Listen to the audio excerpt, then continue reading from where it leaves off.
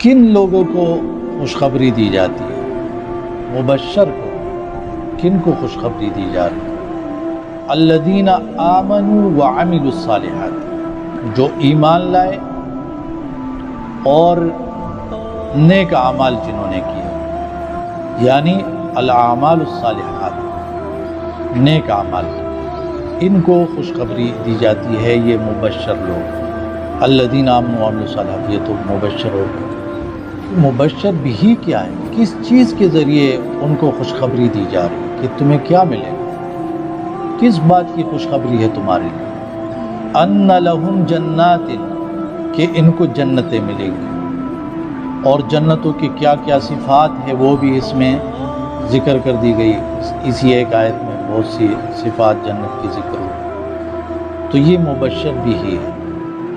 اچھا، السبب الموصل لہذہ البشارہ، یہ جو خوشخبری ہے میں کیسے حاصل کروں؟ ایسا کیا کروں کہ مجھے بھی یہ خوشخبری ملے کہ آپ کے لیے جنتیں ہیں؟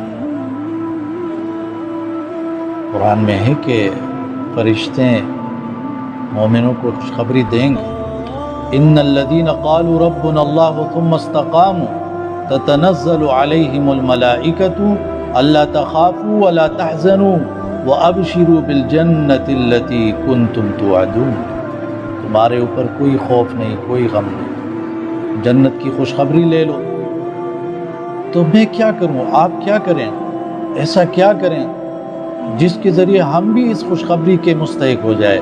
تو فرمایا آمنوا وعملوا الصالحات، ایمان اور عمل صالح، یہ سب ہے۔ ایمان ہو، نیک اعمال ہو، یعنی صرف دعویٰ نہیں ہو، نیک اعمال سے اپنے ایمان کو آپ ثابت کریں، تو آپ بھی میں بھی اس خوشخبری کے مستحق ہو جائیں گے۔